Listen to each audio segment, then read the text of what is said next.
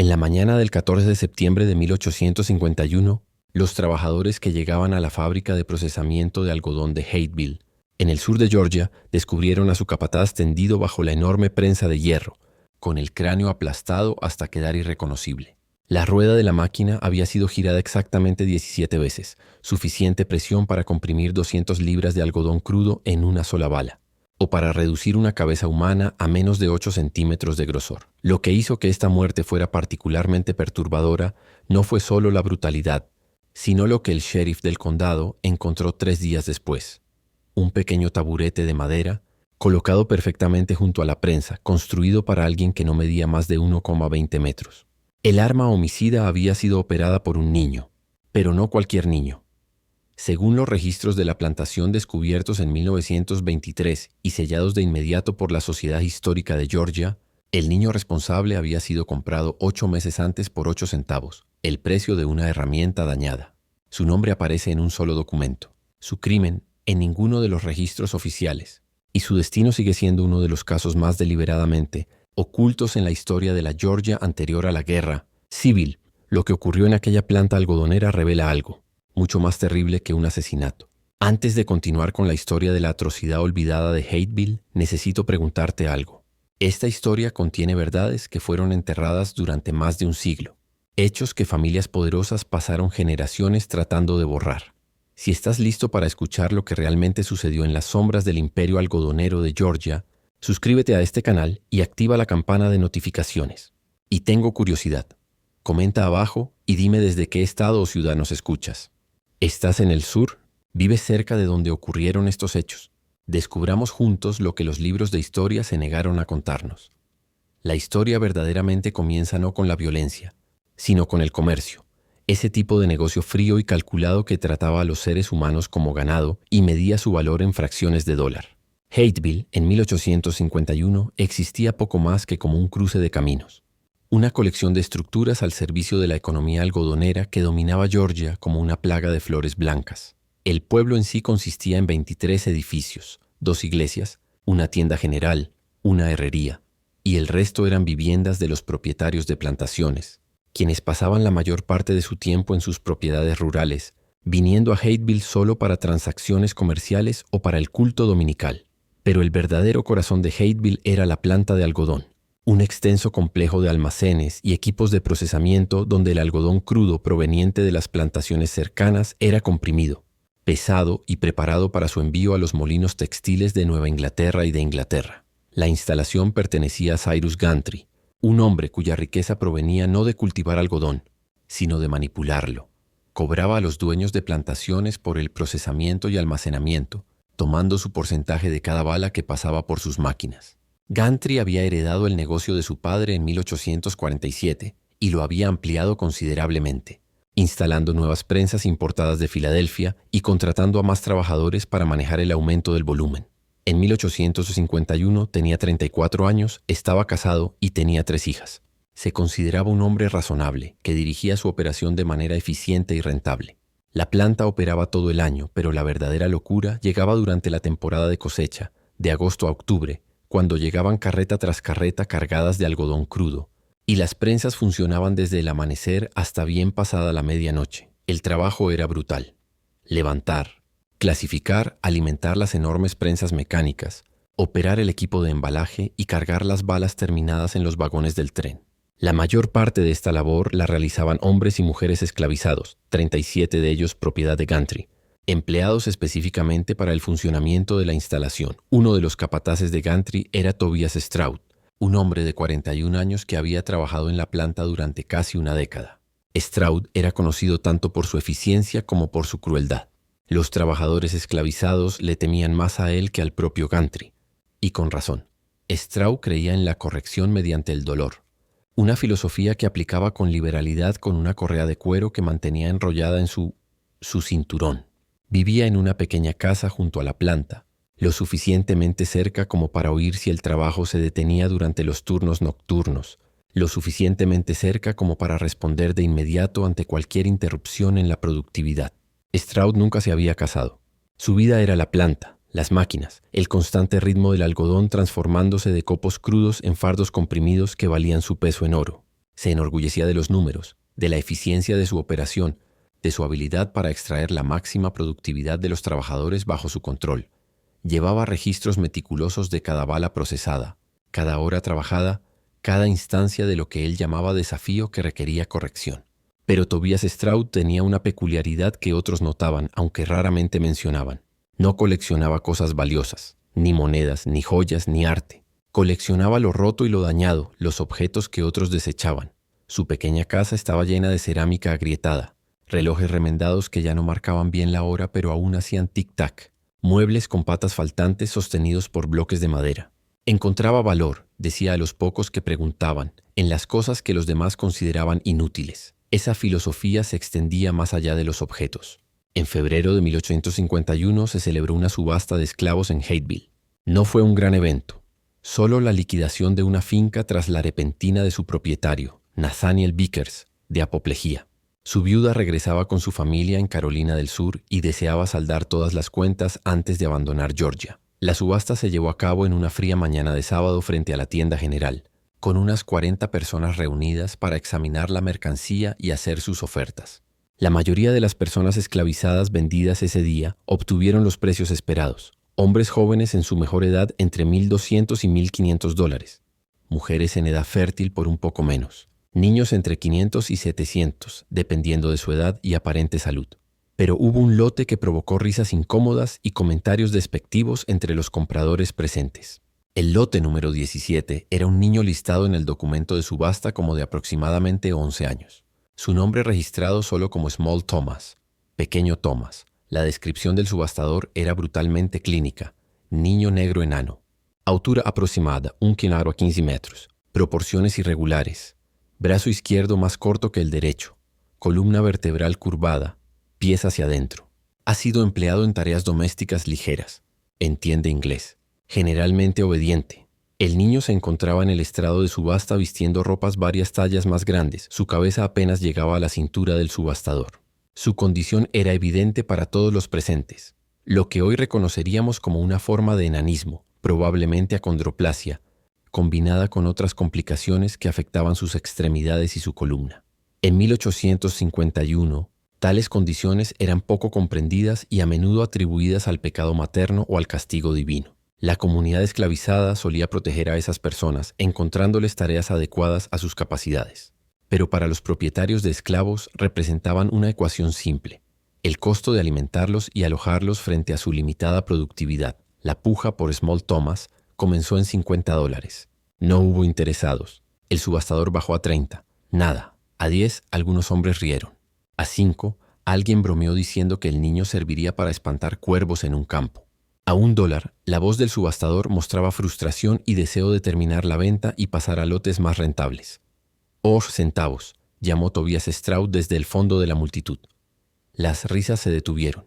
Los hombres se volvieron a mirarlo, intentando entender si se estaba burlando o si hacía una oferta real. 8 centavos era lo que uno podría pagar por una libra de clavos o una pequeña bolsa de semillas. No era un precio asociado a un ser humano, ni siquiera a uno considerado dañado. 8 centavos, repitió Stroud avanzando entre la multitud. Esa es mi oferta. El subastador miró al ejecutor del patrimonio, quien simplemente se encogió de hombros. La viuda quería que todo se vendiera, que toda deuda se saldara, que cada propiedad se convirtiera en efectivo antes de su partida. Vendido, declaró el subastador con voz plana y de disgusto. A Tobias Stroud por 8 centavos, inmediatamente, sacando 8 monedas de cobre de su bolsillo del abrigo y colocándolas en la mano del subastador una por una, dejando que cada moneda chocara con las demás con un tintineo metálico. Luego caminó hacia el estrado de subasta, miró hacia abajo a Small Thomas y habló con una voz lo suficientemente alta como para que los que estaban cerca pudieran oír. Ahora eres mío. Trabajarás en la planta de algodón. Harás lo que te diga cuando te lo diga y lo harás bien. ¿Entiendes? El niño asintió una sola vez. Sus ojos oscuros se encontraron con los de Stroud por un breve instante antes de bajar la mirada al suelo. Quienes presenciaron el intercambio recordarían más tarde ese momento. Recordarían la expresión del niño como imposible de leer. No era miedo ni desafío, simplemente vacío, como si algo detrás de sus ojos se hubiera apagado. Stroud condujo a su nueva adquisición por las calles de Hateville. El niño luchaba por mantener el paso con su andar irregular, Sus pies torcidos hacían que cada paso fuera un esfuerzo visible. Llegaron a la planta de algodón justo cuando comenzaba el turno de la tarde. El sonido de la maquinaria ya llenaba el aire con su estruendo rítmico. «Esto es por lo que pagué 8 centavos», anunció Stroud a los trabajadores en el área principal de procesamiento, con una mano firme en el hombro del niño. «Pero incluso las cosas compradas baratas tienen su uso. Es lo bastante pequeño para meterse en los espacios donde ustedes no caben, para limpiar debajo de las máquinas, para sacar herramientas de los rincones estrechos. Sus dedos funcionan bien, ya lo vi. Así que se ganará su sustento, igual que todos ustedes». Lo que Stroud no anunció, lo que guardó para sí durante esas primeras semanas, era su verdadera motivación por la compra. Sí, el niño podía meterse en espacios pequeños. Sí, había valor práctico en eso. Pero había algo más. Algo que satisfacía una necesidad que ni el propio Stroud comprendía del todo. La posesión de algo roto. Algo que podía moldear y controlar absolutamente. Algo que probara su creencia de que incluso lo más dañado tenía valor, si sabías cómo extraerlo. A Small Thomas se le asignó un rincón en el granero de almacenamiento de la planta, donde dormían otros trabajadores. Le dieron una manta delgada y una caja de madera para sus pocas pertenencias. Recibía las mismas raciones que los demás. Harina de maíz, a veces cerdo salado, en ocasiones melaza. El trabajo comenzó de inmediato. Arrastrarse bajo las enormes prensas para recuperar herramientas caídas o fragmentos de algodón. Limpiar la grasa espesa de los engranajes donde los trabajadores de tamaño normal no podían alcanzar. Traer agua en cubos que debía sostener con ambas manos debido a sus proporciones. Los otros esclavizados le mostraban amabilidad cuando Stroud no miraba. Una mujer llamada Bess, que cocinaba para los trabajadores de la planta, le guardaba porciones extra de comida y se las entregaba a escondidas cuando podía. Un anciano llamado Prophet, encargado del mantenimiento de los equipos, le enseñó qué máquinas eran más peligrosas, qué espacios debía evitar, cómo saber cuándo una prensa estaba a punto de activarse. Intentaban protegerlo, esas personas que ya cargaban con sus propias penas y luchas diarias por sobrevivir. Pero Tobias Stroud observaba todo. En los meses siguientes, Stroud desarrolló lo que llamó un programa de entrenamiento para el niño. Comenzaba con tareas simples realizadas bajo observación. Stroud cronometraba cada una con su reloj de bolsillo y anotaba los resultados en un pequeño cuaderno de cuero que siempre llevaba consigo. Si el niño completaba la tarea en el tiempo esperado, recibía su ración completa esa noche. Si no cumplía con el estándar, la ración se reducía. Este fuese el primer nivel de control. El hambre, como motivación. El segundo nivel llegó en abril, 2 meses después de la compra. Stroud mandó fabricar un cartel de madera, con letras toscas quemadas en una tabla de pino. Niño de 8 centavos. Colgó el cartel alrededor del cuello de Thomas con una cuerda de cuero, obligándolo a usarlo durante todas las horas de trabajo. Cuando otros esclavizados protestaron, diciendo que era innecesariamente cruel incluso para los estándares de la planta, la respuesta de Stroud fue escalofriante por su lógica. Debe saber su valor, para que pueda apreciar que le estoy dando la oportunidad de demostrar que vale más. Cuando haya recuperado su precio de compra en productividad, le quitaré el cartel. No antes. Según los cálculos de Stroud, a razón de 8 centavos y con las capacidades limitadas del niño, el cartel permanecería colgado de su cuello durante aproximadamente 7 años. Claro, eso suponía que el niño sobreviviera tanto tiempo. Muchos no creían que lo haría. El trabajo era duro, las condiciones crueles y los niños, especialmente aquellos con complicaciones físicas, solían sucumbir a enfermedades, lesiones o simple agotamiento. Pero Small Thomas sobrevivió. Más aún se adaptó. Aprendió a moverse por la planta con una velocidad sorprendente, pese a su discapacidad. Su andar desigual se volvió casi rítmico mientras se deslizaba entre las máquinas y los trabajadores. Aprendió qué tareas podía realizar rápidamente, cuáles requerían más tiempo, y cómo anticiparse a las órdenes de Stroud antes de que fueran pronunciadas. Aprendió a hacerse útil de formas que iban más allá de las intenciones originales de su amo. Y tal vez ese fue su primer error, porque Tobias Stroud notaba todo. Y lo que notó hacia el verano de 1851 fue que el niño que había comprado por 8 centavos estaba resultando mucho más valioso de lo esperado. Small Thomas podía, en efecto, meterse en espacios donde nadie más alcanzaba. Pero también había desarrollado una comprensión del funcionamiento de las máquinas, cómo trabajaban las prensas, cómo encajaban los engranajes, qué pernos necesitaban ajuste, qué piezas se desgastaban y requerían atención. Prophet le había enseñado bien, tal vez demasiado bien. A fines de julio, durante las primeras fases de la temporada de cosecha, un problema mecánico amenazó con detener la prensa principal de algodón durante varios días. Una de las cadenas motrices se había roto y caído dentro del mecanismo de engranajes. En lo profundo del alojamiento de la prensa, espacio demasiado pequeño para que entrara un adulto y demasiado peligroso para desmontar toda la máquina cuando el algodón llegaba por toneladas. Y los dueños de las plantaciones exigían resultados inmediatos. Stroud observó el problema. Miró a Small Thomas y vio la solución. «Niño», dijo, con ese tono de mando que los trabajadores esclavizados conocían bien, el que significaba obediencia absoluta. «Vas a entrar ahí y sacarás esa cadena. Yo te diré lo que tienes que hacer». Prophet dio un paso al frente, su viejo rostro arrugado por la preocupación. «Señor Stroud, ese espacio no es seguro. Si alguien llegara a activar el mecanismo mientras él está dentro, nadie va a activar nada», interrumpió Stroud bruscamente. «Yo estaré aquí vigilando. El chico entra, saca la cadena y sale. Simple. No era simple. El espacio dentro del alojamiento de la prensa era apenas lo suficientemente grande para el cuerpo del niño, obligándolo a arrastrarse boca abajo entre placas de hierro y marcos de madera, todos cubiertos de grasa espesa y pelusa de algodón. El calor era sofocante, el aire espeso con el olor del aceite industrial, y a solo centímetros de su cuerpo estaban los enormes engranajes y placas que, si se activaban, lo aplastarían en un instante. Pero Small Thomas entró. Siguiendo las instrucciones que Stroud gritaba, trabajó casi una hora en aquella oscuridad mecánica, sus manos deformadas forcejeando con la pesada cadena, intentando liberarla de donde se había atascado. Los otros trabajadores permanecieron en silencio absoluto, apenas respirando, escuchando el sonido del metal raspando metal, la respiración agitada del niño, la voz autoritaria de Stroud dirigiendo cada movimiento. Cuando Small Thomas por fin emergió, cubierto de grasa negra, con la cadena apretada entre las manos y arrastrándola detrás de sí como un grillete de prisionero, algo había cambiado en su expresión. La vacuidad seguía ahí, pero debajo de ella, quienes lo miraron de cerca juraron ver algo más, un cálculo, una conciencia, un tipo de conocimiento que solo puede venir de pasar una hora a centímetros de una máquina capaz de quitarte la vida con el simple movimiento de una palanca. Stroud tomó la cadena, la examinó y luego miró al niño. «Ya ves», dijo, «vales más de 8 centavos después de todo. Sigue demostrándolo. Y quizá ese cartel se quite antes de lo que pensaba».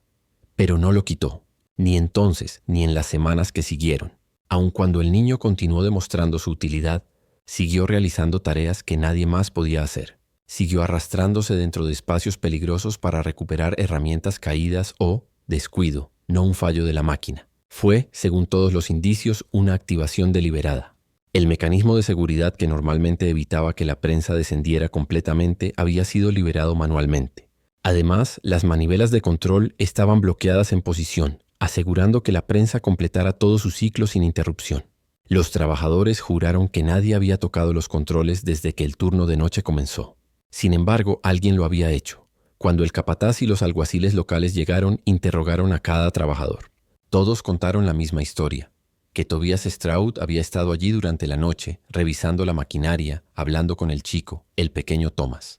Después, cuando se le perdió de vista, todos asumieron que había regresado a su oficina o salido a dormir un rato. Nadie oyó gritos, solo el ruido habitual del taller, los engranajes, el vapor y el golpeteo del metal. El chico fue encontrado sentado junto a la prensa, cubierto de aceite, con el cartel aún colgando de su cuello. 8 cents. Miraba el cuerpo sin expresión alguna.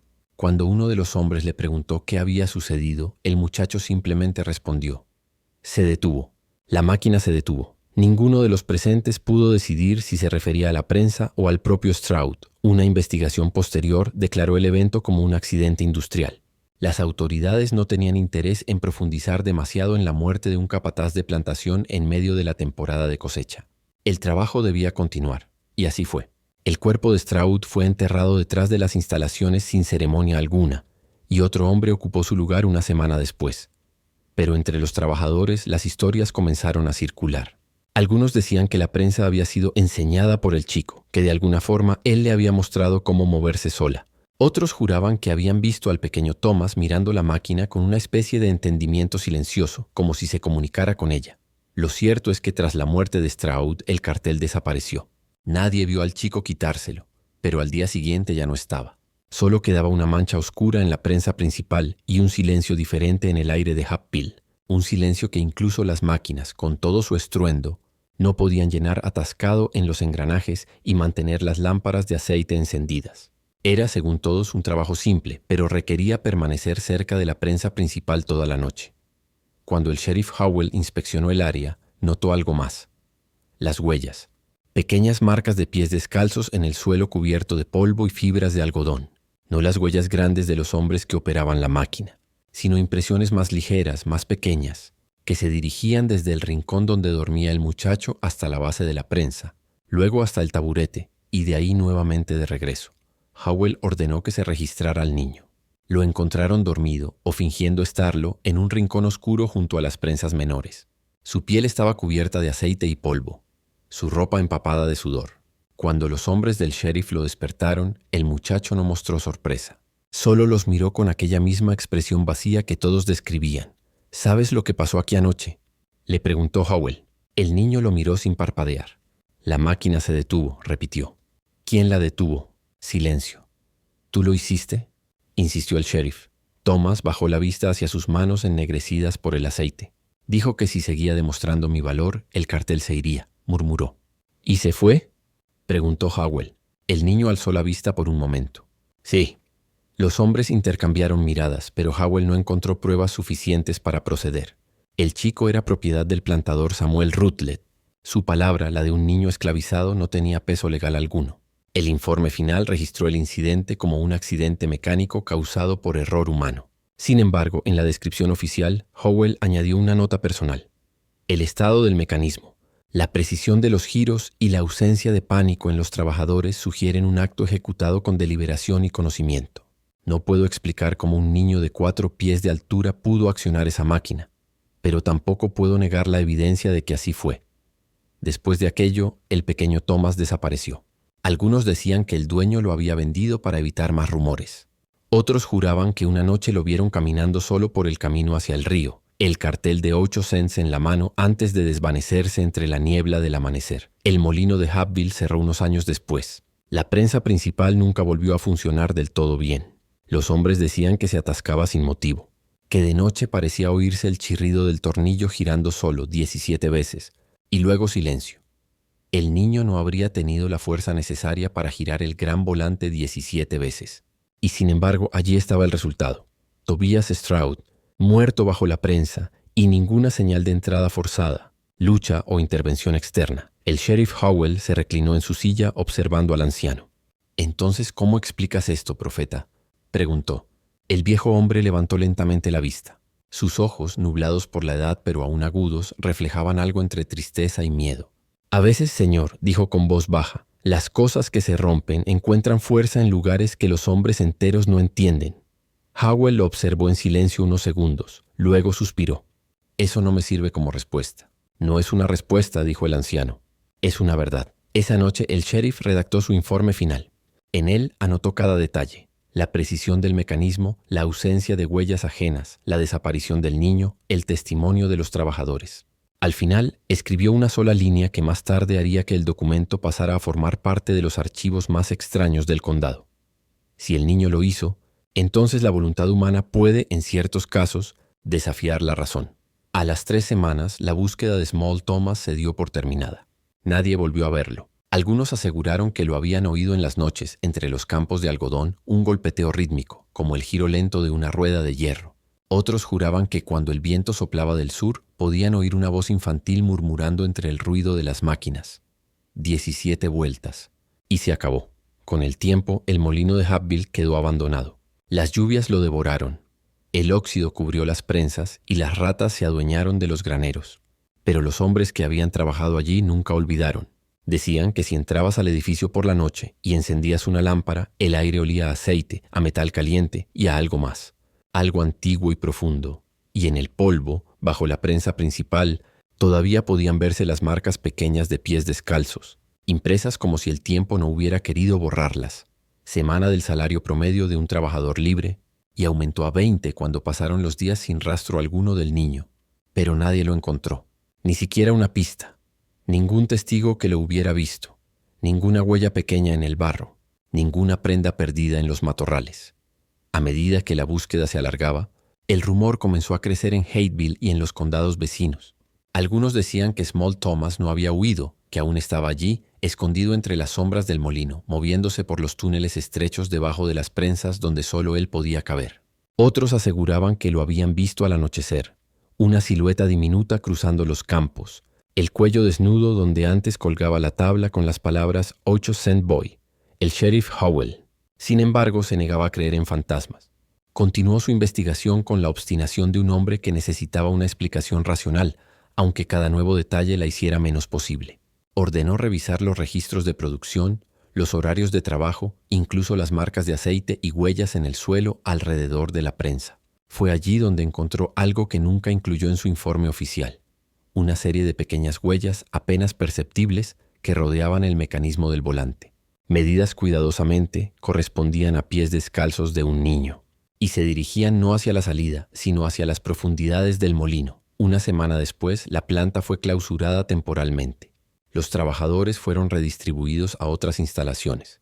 La maquinaria quedó silenciosa por primera vez en años. Y sin embargo, según algunos relatos, durante las noches sin luna, el silencio se rompía por un sonido leve pero rítmico. Crack, crack, crack, como el eco distante de un tornillo de hierro girando lentamente. El caso fue archivado. En el registro del condado se cerró con una única frase escrita por el sheriff Howell: causa probable de muerte, accidente industrial. Sospechoso, no localizado. Pero entre los antiguos trabajadores de la planta, la historia nunca murió. Decían que el alma del niño de 8 centavos aún rondaba las prensas, que los engranajes a veces se movían solos, y que cualquiera que intentara limpiar la máquina podía sentir una pequeña mano grasienta aferrarse a la suya, guiándola hacia el volante, enseñándole, como lo hizo con Tobias Stroud, cómo se aplica la presión correcta. Y en las noches más silenciosas, cuando el viento cruzaba los campos de algodón y se filtraba entre los tablones del viejo molino, algunos juraban escuchar una voz infantil susurrando en la oscuridad: 8 centavos, y cada uno bien gastado, 100 veces más de lo que Tobias Stroud había pagado por él. Y finalmente subió a $50 a medida que pasaban los días sin ninguna señal del niño.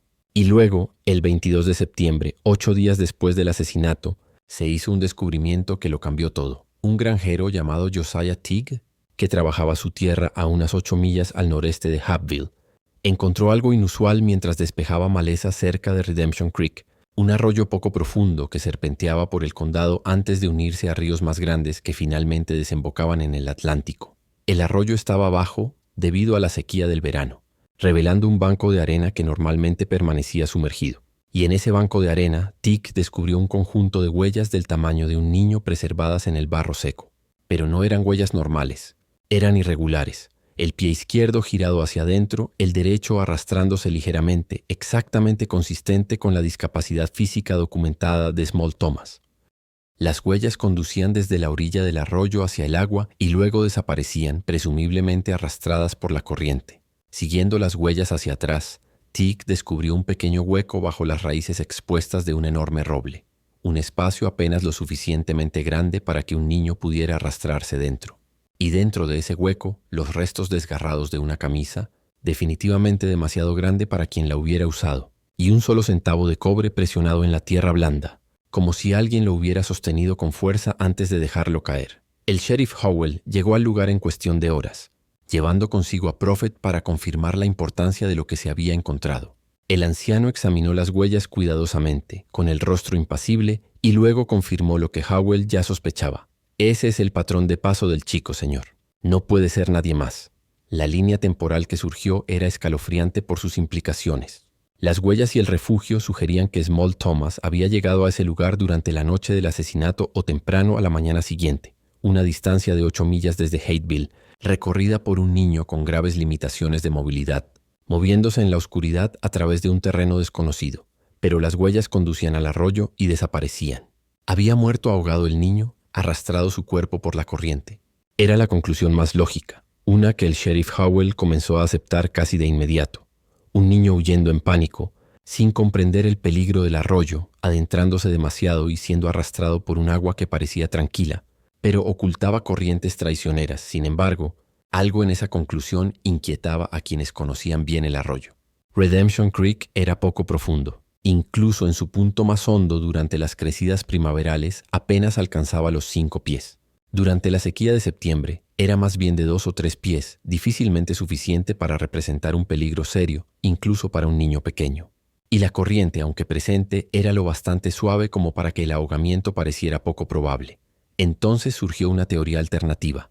Tal vez el niño había usado deliberadamente el arroyo, caminando por el agua poco profunda para ocultar su olor de los perros rastreadores, y luego saliendo en algún punto más abajo, donde sus huellas no serían encontradas. Era un nivel de cálculo que parecía ir más allá de las capacidades de un niño, pero las evidencias lo respaldaban. Lo que más perturbaba al sheriff Howell era el centavo de cobre. ¿Por qué alguien que huía por su vida se detendría para dejar una moneda presionada en la tierra? ¿Se le cayó accidentalmente o la colocó intencionadamente? Y si fue intencional, ¿qué significaba? Cuando Howell mostró la moneda a Cyrus Gantry, el dueño de la fábrica, su rostro palideció. La reconoció de inmediato, no la moneda en sí, sino su significado. Stroud pagó 8 centavos por ese chico. 8 centavos. Solía burlarse de él por eso, decirle que no valía más que unas monedas sueltas. Las manos de Gantry temblaron ligeramente mientras sostenía la moneda. ¿Cree que el chico dejó esto como algún tipo de mensaje? ¿Como si estuviera devolviendo lo que pagaron por él? Era un pensamiento perturbador, uno que sugería premeditación, pensamiento simbólico, un nivel de conciencia sobre su propia cosificación que hacía que el crimen se sintiera menos como un acto de pánico y más como una declaración. Un niño capaz de ese tipo de venganza abstracta era un niño que había estado pensando, planeando y calculando durante meses. La búsqueda continuó durante 3 semanas más, pero nunca se encontró rastro alguno de Small Thomas. Se dragó el arroyo durante kilómetros corriente abajo. Cada granja, cada cobertizo, cada cueva en un radio de 20 millas fue registrada. Los cazadores de esclavos llevaron a sus mejores perros, pero el rastro del olor terminaba en la orilla del agua y nunca volvía a aparecer. A mediados de octubre, cuando la temporada de cosecha llegaba a su fin y la fábrica volvía a sus operaciones normales, el sheriff Howell cerró su investigación con un informe que no satisfizo a nadie. Conclusión oficial: Tobias Stroud había sido asesinado por persona o personas desconocidas, probablemente incluyendo al niño esclavizado conocido como Small Thomas, quien posteriormente pereció mientras huía del lugar. Su cuerpo se perdió en Redemption Creek, pero las notas privadas de Howell, descubiertas años después entre sus documentos personales, contaban una historia diferente. «No creo que el niño se haya ahogado», escribió. «La evidencia sugiere una planificación más allá de su edad, ayuda que ningún testigo admitirá y una fuga cuidadosamente preparada. Alguien lo ayudó, alguien que conocía la tierra, que entendía cómo desaparecer, que tenía razones para querer a Stroud muerto y al niño libre. No puedo probarlo y, en verdad, no estoy seguro de querer hacerlo. La justicia, en este caso, puede haberse servido fuera de la ley. El misterio de lo que realmente ocurrió aquella noche de septiembre de 1851 nunca ha sido resuelto. Pero antes de explorar lo que vino después, las consecuencias que se extendieron por Hapville y más allá, quiero escucharte a ti. ¿Crees que Small Thomas actuó solo? ¿Podría un niño realmente tener la fuerza y el conocimiento para operar aquella prensa? Deja tus teorías en los comentarios. Y si esta historia te mantiene en vilo, dale me gusta y compártela con alguien que disfrute de los misterios históricos oscuros. Ahora descubramos lo que Hateville intentó desesperadamente enterrar. La muerte de Tobias Stroud debió haber provocado indignación, exigencias de justicia, ejecuciones públicas como escarmiento. En cambio, lo que siguió fue algo mucho más extraño. Una conspiración de silencio que se extendió por Hapville como la niebla. En las semanas posteriores a la muerte de Stroud, algo inesperado sucedió. La historia comenzó a cambiar. No de forma dramática ni inmediata, sino gradualmente, sutilmente, como una fotografía que se desvanece al sol. Los primeros informes en la Hateville Gazette habían sido detallados y sensacionalistas, describiendo el brutal asesinato a manos salvajes y la cacería del monstruo responsable. Pero hacia finales de octubre, los artículos posteriores se volvieron más breves, más vagos, menos interesados en los detalles. Para noviembre, la historia había desaparecido por completo de la prensa local, reemplazada por noticias banales sobre los precios del algodón y los próximos eventos de la iglesia. Esto no fue accidental. Cyrus Gantry se había acercado en secreto al editor del periódico, Horus Kimmel, con una propuesta. Seguir informando sobre este incidente está dañando la confianza de los negocios. Los dueños de plantaciones están nerviosos por enviar su algodón a una fábrica asociada con un asesinato. Tal vez sería mejor para todos si dejamos que este desafortunado asunto desaparezca del ojo público. La cantidad de dinero que cambió de manos nunca se registró, Pero la repentina capacidad de Kimmel para mejorar su imprenta ese invierno sugería que la conversación había sido rentable. Pero la motivación de Gantry no era solo proteger el negocio. Había algo más, algo que lo inquietaba profundamente sobre todo el asunto. En las semanas posteriores a la muerte de Stroud, mientras revisaba los efectos personales de su capataz, Gantry descubrió el cuaderno de notas de Stroud, un diario de cuero donde registraba cada detalle de las operaciones del taller, la productividad de cada trabajador, cada instancia de lo que él llamaba corrección. Las últimas entradas del cuaderno perturbaron profundamente a Gantry. En las semanas previas a su muerte, Stroud se había obsesionado con Small Thomas, llenando páginas con observaciones sobre las habilidades del niño, su comprensión de la maquinaria, sus movimientos por la fábrica. Pero el tono había cambiado. De la documentación clínica de las entradas anteriores a algo más oscuro, más personal recuperación del alojamiento de la prensa en 42 minutos, 7 minutos más rápido que el intento anterior. Su comprensión de los mecanismos continúa superando las expectativas. Creo que he encontrado algo extraordinario en esta criatura dañada. Con el entrenamiento adecuado podría demostrar mi tesis, que el valor existe incluso en aquello que otros desechan. De septiembre. Observé al chico mirando la prensa principal durante las operaciones nocturnas. Su concentración era absoluta. Estudiaba cada rotación de la rueda, cada engranaje del mecanismo de tornillo. Cuando le pregunté dijo que era simple curiosidad. No le creí. Hay cálculo detrás de esos ojos 8 de septiembre. El chico me preguntó hoy cuánta fuerza genera la prensa en compresión total. Le respondí que la suficiente para compactar 500 libras de algodón en una bala de 200 libras. Asintió y no dijo nada más, pero lo vi contando con los dedos, haciendo cálculos mentales. ¿Qué estaba calculando? La última entrada estaba fechada el 13 de septiembre, la noche antes de la muerte de Stroud. He tomado una decisión respecto al chico de los 8 centavos. Su productividad ha superado todas las expectativas. Mañana le quitaré el cartel del cuello y le informaré que ha recuperado su precio de compra a través de su trabajo. Creo que esto le servirá de motivación para mantener su excelencia. Tal vez incluso le enseñe a leer y escribir. Una herramienta dañada, bien mantenida, puede conservarse durante años. Gantry se había quedado mirando aquella última entrada durante mucho tiempo intentando comprender sus implicaciones. Stroud había planeado liberar al chico de la humillación de aquel cartel. Había planeado recompensarlo. Quizá incluso tratarlo con algo parecido a la amabilidad. Y sin embargo, a la noche siguiente Stroud estaba muerto bajo la prensa, y el chico había desaparecido. ¿Había sabido Small Thomas de las intenciones de Stroud? ¿Alguien se lo había dicho creyendo que sería una buena noticia? Y si era así, ¿por qué elegiría esa misma noche para cometer un asesinato, justo cuando su situación estaba a punto de mejorar? A menos que el chico no lo creyera. A menos que 8 meses de degradación, de ser valorado en menos que 1 libra de clavos, de llevar ese cartel todos los días mientras hacía el trabajo más peligroso y humillante, hubieran creado una deuda que no podía pagarse con un simple gesto de misericordia. A menos que el daño fuera más profundo de lo que Stroud jamás comprendió, Gantry quemó el cuaderno. No le contó a nadie sobre su contenido, ni al sheriff Howell, ni a su esposa, ni a los otros propietarios del taller. Simplemente lo alimentó página por página al fuego de su chimenea una fría noche de noviembre, y observó cómo las meticulosas observaciones de Tobias Stroud se convertían en ceniza. Mientras tanto, los trabajadores esclavizados de la fábrica habían desarrollado su propia versión de lo ocurrido, una que compartían solo entre ellos en el lenguaje codificado de los oprimidos. Prophet, en los meses antes de su propia muerte en 1853, contó la historia a los trabajadores más jóvenes, siempre en susurros, siempre con la advertencia de que hay verdades demasiado pesadas para cargarlas a la luz del día. Según esa versión, transmitida por generaciones, nunca escrita, nunca confirmada, Small Thomas no había actuado solo aquella noche. Había tenido ayuda, pero no en la forma que el sheriff Howell sospechaba. La ayuda no había consistido en operar la prensa ni en someter a Stroud, sino en crear la oportunidad y guardar silencio. La historia decía que, en las primeras horas de la mañana del 14 de septiembre, Stroud había descubierto un problema mecánico en la prensa principal, algo común durante la intensa temporada de cosecha. Llamó a Small Thomas para que la examinara, como hacía a menudo, valorando el pequeño tamaño del niño y su creciente conocimiento mecánico.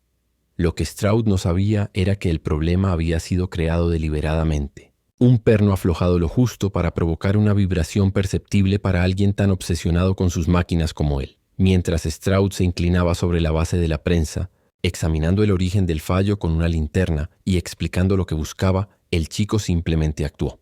No hizo falta empujón alguno. Stroud ya estaba en posición. Lo único que se necesitaba era la rueda, y aquí es donde la historia se volvía casi. Algo en Happville que no desapareció. Una presencia, decían algunos. No en el sentido de fantasmas que caminan o lamentos en la noche, sino algo más sutil, más inquietante. Una conciencia. Los trabajadores hablaban en susurros, cuando el nuevo capataz no podía oírlos, de cómo a veces, en las largas noches de trabajo, la prensa principal se movía sola, girando apenas un cuarto de vuelta, como si alguien invisible estuviera probando su fuerza. Otros juraban que habían visto una pequeña sombra deslizándose entre los engranajes cuando el fuego de las lámparas parpadeaba, demasiado baja para ser un hombre, demasiado ágil para un animal. Y aunque nadie lo decía en voz alta, todos sabían de quién se trataba. El niño de los 8 centavos se había convertido en leyenda viva, un símbolo silencioso de algo que la plantación temía nombrar: justicia. No la justicia de los tribunales o los hombres blancos, sino la que brota desde abajo, desde las manos que trabajan la tierra y las mentes que aprenden, en secreto, cómo romper el sistema que las encadena. Con los años, los relatos cambiaron. Algunos decían que Small Thomas se había ahogado y que su espíritu protegía a los suyos. Otros aseguraban que había sobrevivido, que alguien, quizá Prophet o un forastero aliado, lo había ayudado a escapar hacia el norte, donde los hombres eran libres. Sea cual fuera la verdad, el resultado fue el mismo. La muerte de Tobias Stroud se convirtió en advertencia y promesa. Advertencia para los amos, que incluso los más pequeños, los más dañados, los más despreciados, pueden aprender cómo aplicar la presión correcta. Promesa para los esclavizados, que el conocimiento, la paciencia y el silencio pueden ser armas más poderosas que el acero o el fuego. Décadas más tarde, cuando la guerra civil redujo a cenizas las viejas plantaciones y el sistema de esclavitud se desmoronó, los ancianos de Happville contaban aún la historia del niño de los 8 centavos, y decían que si uno escuchaba con atención en las noches tranquilas de verano, aún podía oír desde los restos oxidados del viejo molino el sonido leve pero constante de una rueda girando lentamente, acompañada por una voz apenas perceptible que murmuraba en la oscuridad: 17 vueltas, y todas necesarias. Una persona que no pudo dejarlo ir, la viuda de Stroud, Margaret, quien se había mudado de nuevo con su familia en Virginia después de la muerte de su esposo. No había heredado nada de Stroud. Él había muerto sin dejar testamento, y sus bienes eran mínimos de todos modos, ya que la mayor parte de sus ingresos se había ido en deudas de juego de las que ella no sabía nada, pero había heredado sus preguntas, sus asuntos inconclusos, su fantasma. En el verano de 1852, Margaret contrató a un investigador privado llamado Chester Wardell, pagándole con lo último que quedaba de su pensión de viuda para descubrir lo que realmente le había sucedido a su esposo. Wardell era un personaje inusual para la época, un exagente de Pinkerton que había dejado la agencia tras un desacuerdo sobre los métodos y que ahora trabajaba de forma independiente, tomando casos que le interesaban sin importar su rentabilidad. Los que le interesó a Wardell del caso Stroud no fue el asesinato en sí. Había investigado decenas de homicidios en su carrera, sino el elaborado silencio que lo rodeaba. En mi experiencia, escribió a Margaret, cuando todos están de acuerdo con una historia, suele ser porque todos han acordado mentir. Wardell pasó 6 semanas en Happville y en el condado circundante, entrevistando a cualquiera que quisiera hablar con él, examinando registros y visitando repetidamente la escena del crimen. Sus métodos eran minuciosos y a menudo poco ortodoxos. Habló con trabajadores esclavizados cuando sus amos no estaban presentes, pagó a informantes en la comunidad blanca por chismes, y pasó largas horas simplemente observando las operaciones de la instalación algodonera. Su informe final a Margaret, fechado el 15 de agosto de 1852, fue devastador en sus conclusiones. Creo que su esposo fue efectivamente asesinado por el muchacho llamado Small Thomas, probablemente con la cooperación tácita de otros trabajadores esclavizados en la instalación.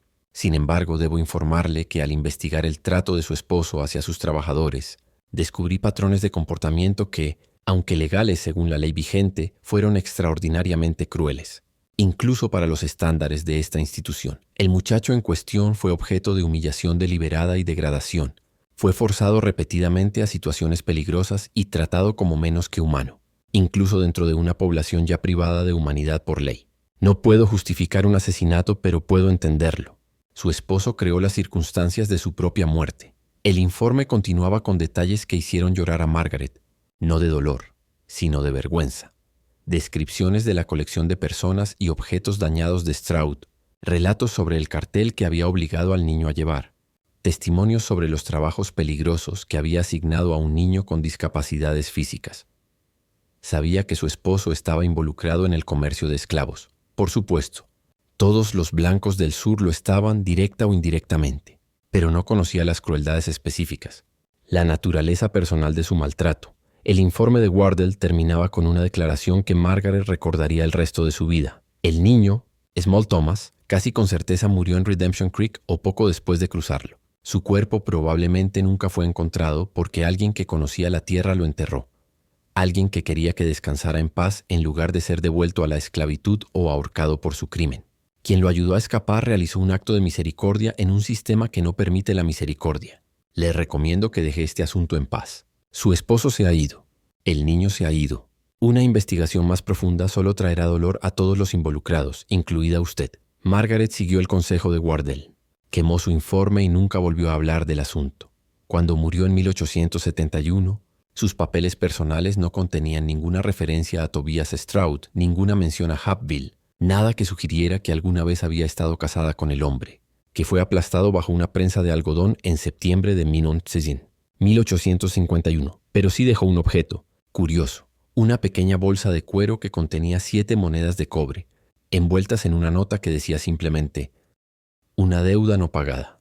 La verdad sobre lo que le ocurrió a Small Thomas después de desaparecer en Redemption Creek tal vez nunca se sepa completamente. Pero las ondas de aquella noche de septiembre continuaron expandiéndose a través de la historia de Georgia de maneras que nadie esperaba. Periodista Patient Freeman tenía 76 años, la espalda encorvada pero los ojos aún brillantes, llenos de recuerdos que el tiempo no había podido borrar. Se presentó en la redacción del Atlanta Constitution y pidió hablar con un reportero. Lo que contó aquella mañana cambiaría para siempre la comprensión de uno de los casos más oscuros de la historia del sur. Estadounidense dijo que había trabajado en la instalación de algodón de Hapville en 1851, cuando era una muchacha joven. Recordaba al niño al que todos llamaban Small Thomas. Recordaba su cuerpo deformado, su silencio constante, su manera de observar las máquinas como si las entendiera mejor que los hombres que las habían construido. Recordaba también la noche en que Tobias Stroud murió. No lo vi morir, dijo ella al reportero, pero sabía que algo iba a pasar.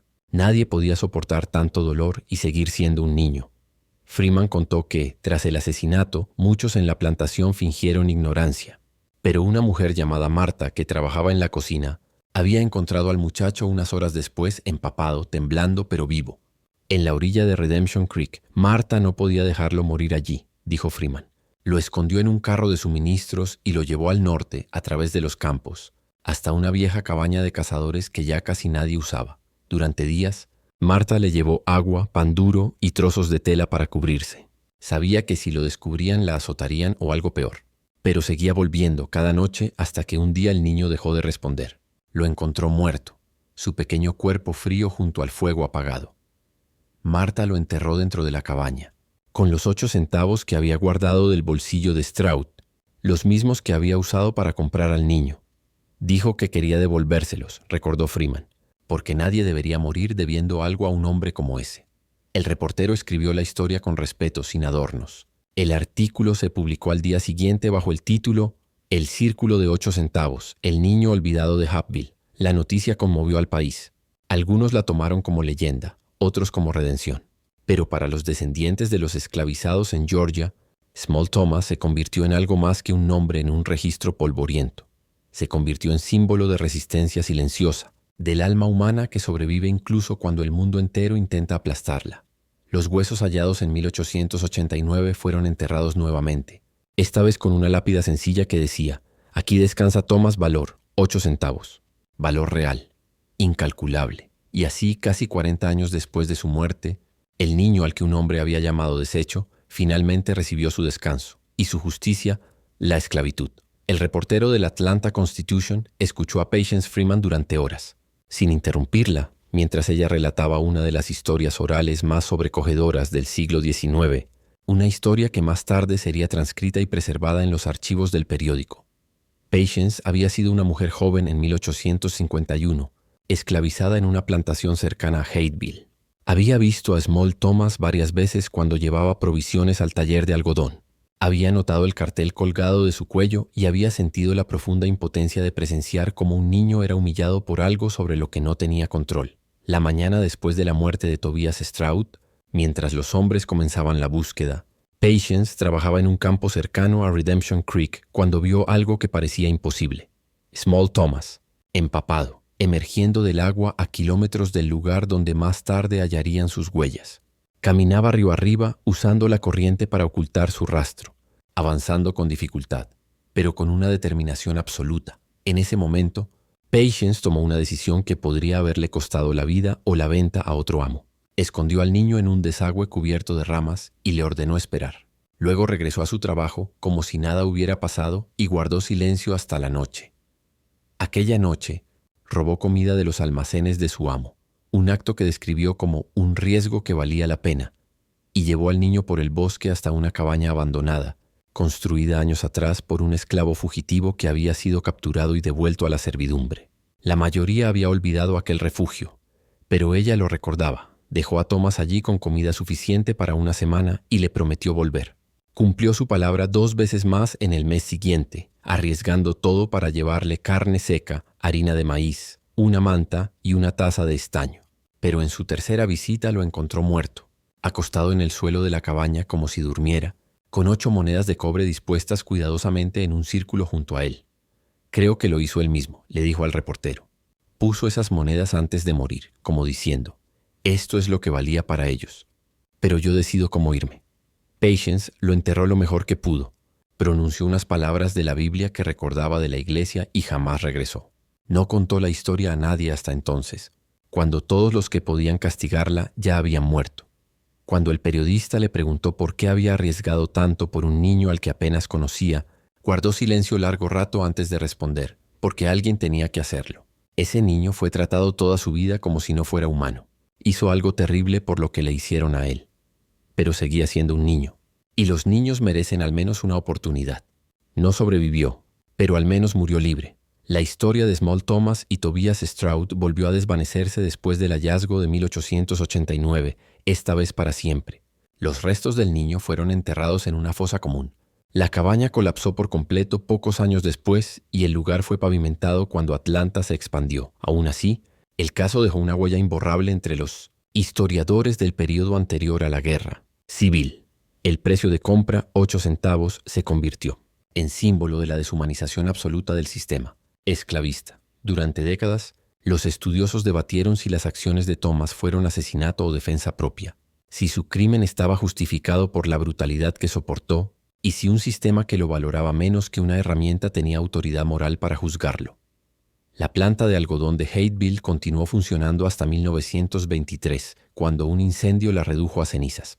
Los investigadores lo llamaron accidente, pero los lugareños susurraban que había sido venganza, un ajuste de cuentas tardío llevado a cabo por descendientes de aquellos que alguna vez fueron esclavizados allí. El lugar nunca fue reconstruido. Hoy es solo un estacionamiento sin nombre, sin placa ni memoria, sobre el suelo donde, en septiembre de 1851, un niño de 8 centavos cambió para siempre la historia de Georgia, y los descendientes de Cyrus Gantry, que habían huido al norte, prosperaron en la industria textil de Boston, enriquecidos por el mismo algodón que había costado tantas vidas, solo que ahora, sin la carga visible de su origen, propietarios de esclavos. Nunca hablaron públicamente sobre la conexión de su familia con el caso. El legado más duradero de la historia provino de una fuente inesperada: las historias orales recopiladas durante el Proyecto Federal de Escritores de la década de 1930, que entrevistó a antiguos esclavos sobre sus experiencias. Varios ancianos de Georgia contaron versiones de la historia del pequeño Thomas, siempre con variaciones, siempre reconociendo que no estaban seguros de qué era verdad y qué era leyenda. Pero ciertos elementos permanecieron constantes: el precio de 8 centavos, el letrero alrededor de su cuello, la prensa de algodón y la fuga final. Un ex esclavo entrevistado en 1937 a la edad de 94 años dijo algo que tal vez capturó la verdad mejor que cualquier registro oficial. Contábamos esa historia a nuestros hijos para enseñarles 2 cosas.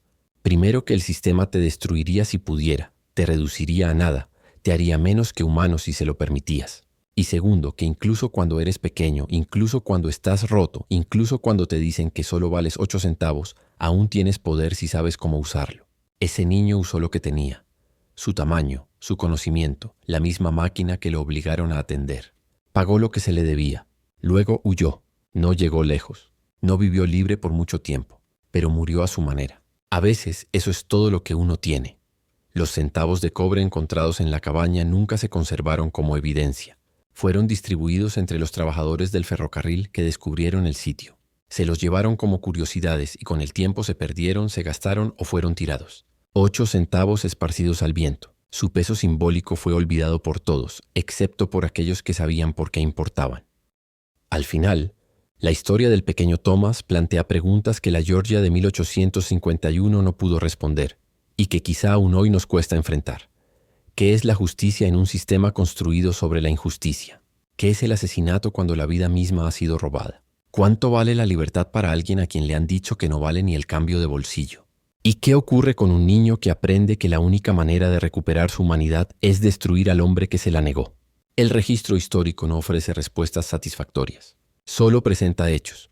Una compra por 8 centavos, una muerte bajo una prensa de algodón, huellas que conducen a un arroyo, una cabaña en el bosque, y 8 monedas dispuestas en círculo alrededor de un pequeño esqueleto.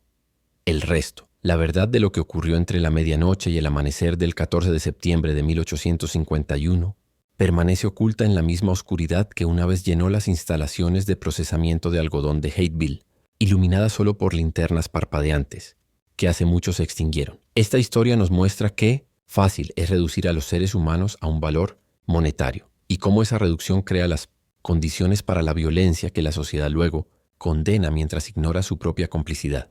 El nombre del niño de los 8 centavos aparece solo en un documento sobreviviente. Su crimen no figura en ninguno. Su tumba ha sido asfaltada, pero su historia sigue viva, preservada en susurros y relatos orales, como un recordatorio de lo que sucede cuando olvidamos que cada vida humana tiene un valor que va más allá de lo que le asigna cualquier mercado. ¿Qué piensas de esta historia? ¿Crees que Small Thomas actuó solo o que existió una conspiración de silencio que le permitió escapar? ¿Podemos confiar en el relato de Patience Freeman o fue una historia adornada con el paso de las décadas? Deja tus pensamientos en los comentarios. Si esta historia te pareció tan inquietante como a mí, suscríbete al canal, activa la campanita de notificaciones y comparte esto con alguien que aprecie los rincones oscuros de la historia estadounidense. Estas son las historias que no se enseñan en la escuela, las verdades enterradas bajo los registros oficiales, las voces que la historia intentó silenciar. Y seguiremos trayéndolas para ti, una historia olvidada a la vez. Nos vemos en el próximo video.